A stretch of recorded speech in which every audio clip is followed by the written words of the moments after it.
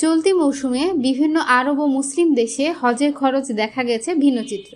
কোথাও সরকারি ভর্তুকিতে খরচ কম রাখা হয়েছে, আবার কোথাও বিমান ভাড়া ও আবাসন ব্যয় বৃদ্ধিতে হজ যাত্রীদের বাড়তি চাপ নিতে হচ্ছে। কাতার ভিত্তিক সংবাদ মাধ্যম আল জাজিরার তথ্য অনুযায়ী এবার হজের খরচ নিয়ে সবচেয়ে স্বস্তিতে রয়েছেন আলজেরিয়া ও জর্ডানের মুসল্লিরা। আলজেরিয়ায় সরকার বিশেষ ভর্তুকি দেওয়ায় হজের প্রকৃত ব্যয় কমে দাঁড়িয়েছে প্রায় ৬,১৭৮ মার্কিন ডলারে। মরক্কোতে সরকারি ব্যবস্থাপনায় হজের খরচ নির্ধারণ করা হয়েছে প্রায় ৬,৮৭৮ ডলার। তবে বেসরকারি ব্যবস্থাপনায় এই খরচ $১৭,০০০ পর্যন্ত পৌঁছাতে পারে।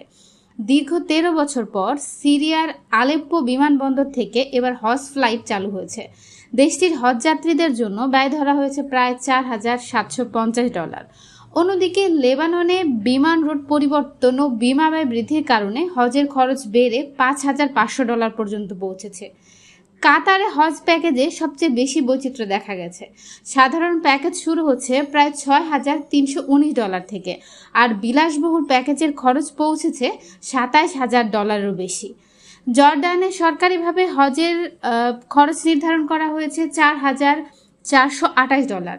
এতে আবাসন, যাতায়াত, খাবার ও কুরবানির খরচ অন্তর্ভুক্ত রয়েছে।